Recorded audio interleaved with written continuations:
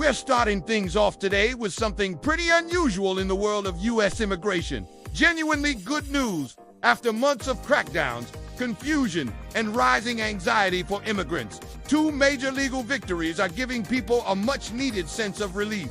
First, there's a landmark $112 million verdict against Suffolk County, New York, for unlawfully detaining immigrants based on ICE requests. The second is a court-ordered pause on that confusing $100 asylum fee that created so much chaos earlier this year. And to round things out, we'll also cover the latest update on the Diversity Visa 2027 lottery and what to expect next. So, make sure you stay tuned until the end, because this week, for once, the news is tilting toward fairness and accountability. Let's dive right into what's being called one of the biggest immigrant rights rulings in years. In Long Island, New York, a federal jury has awarded $112 million to a class of 674 individuals who were unlawfully detained between 2016 and 2018 by the Suffolk County Jail. So, here's what was happening. After these individuals had completed their jail sentences or even had their charges completely dismissed, the county was still refusing to release them. And why? Because ICE had sent something called a detainer, which is essentially just a request asking the jail to hold that person until immigration agents could arrive. But that's the whole issue. A detainer is not a warrant. It's not a court order, and it's not probable cause. It's simply a form. The Constitution protects everyone in the U.S. against unlawful detention, and the court ruled that Suffolk County had violated the Fourth Amendment, rights of hundreds of people by holding them longer than was legally allowed. And this wasn't just some symbolic win. This was real money, real accountability, and a powerful message that even immigration enforcement has to follow legal boundaries. The lawsuit, which was led by the law firm Winston & Strawn and the advocacy group Latino Justice, has now become a major case study in how local and federal roles in immigration enforcement can collide, and where those lines must be redrawn to protect constitutional rights. Even more significant is that the Second Circuit Court of Appeals refused to overturn the verdict, confirming that the jury's decision stands firm. For immigrant communities, this is a rare moment where justice is actually visible. And for law enforcement agencies all over the country, it's a serious wake-up call. Cooperation with ICE does not give you a free pass to override constitutional law. Now, while this case happened in one county in New York, the implications are huge and extend far across the country. Many local jails, especially in smaller towns or states, still respond automatically to ICE detainers, either out of habit or a fear of not cooperating. This verdict now makes it crystal clear that local authorities risk serious financial liability if they detain people without proper judicial approval.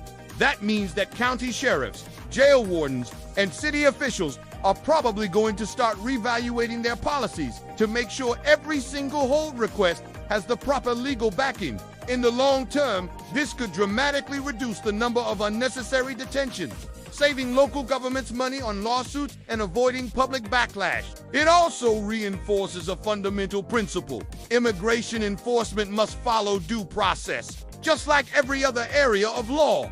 And that's not a partisan statement. It's a constitutional fact. When government agencies overreach their power, the courts can and will step in to hold them accountable. Now, let's turn to the next big update, and this one affects thousands of asylum seekers all across the nation. Earlier this year, USCIS introduced a new $100 annual fee for asylum applicants. The agency said it was supposed to help manage its budget, but the rollout quickly became one of the most confusing and chaotic fee changes in recent memory. Applicants couldn't figure out how to pay it, when they were supposed to pay it, or if it even applied to their specific case. Immigration attorneys had no clear instructions, and even the official USCIS systems weren't properly set up to process the payments.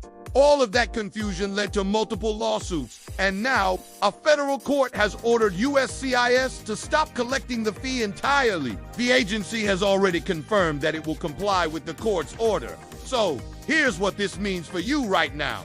If you haven't paid the asylum fee yet, you don't need to. If you received a notice from USCIS asking for the payment, you can disregard it for now. Now, if you already paid the fee, USCIS has said that no refunds will be issued at this time.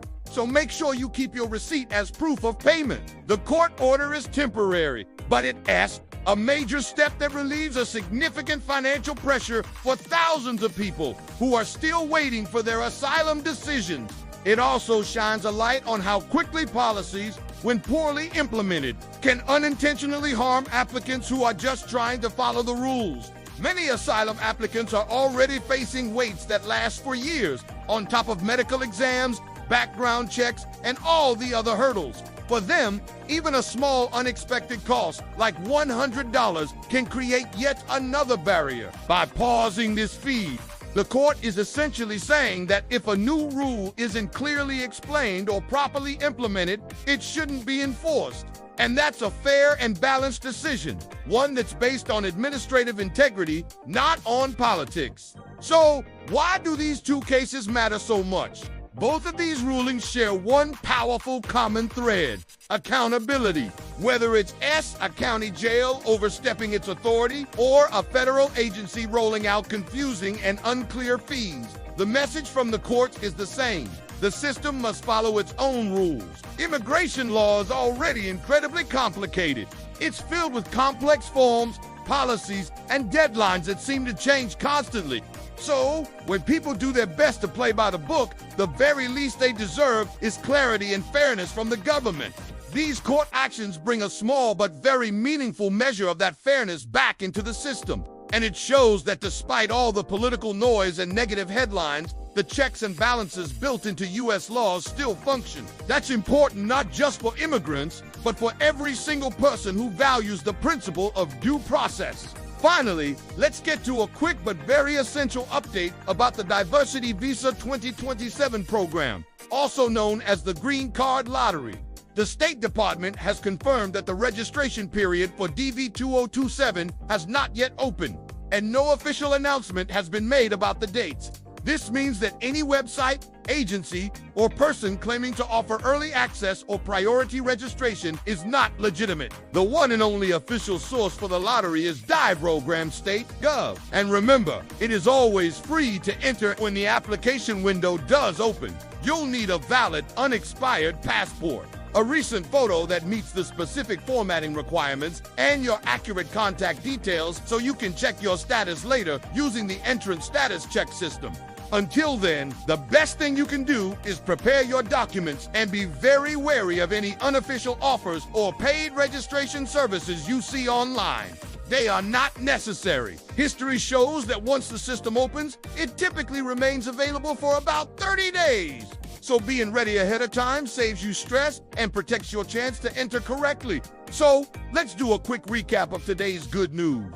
A $112 million verdict is holding Suffolk County accountable for illegal ICE detentions, sending a strong message nationwide. The confusing $100 USCIS asylum fee has been officially paused by a court until further notice. And finally, the DV-2027 lottery is not yet open, but it will launch soon, only on the official government website. All three of these updates point in one positive direction. A more transparent, more consistent, and fairer immigration process is possible, especially if we keep demanding it. If you found this video helpful, don't forget to hit that like button, subscribe to the channel, and turn on the notification bell for future updates. Thanks for watching, and I'll see you in the next video.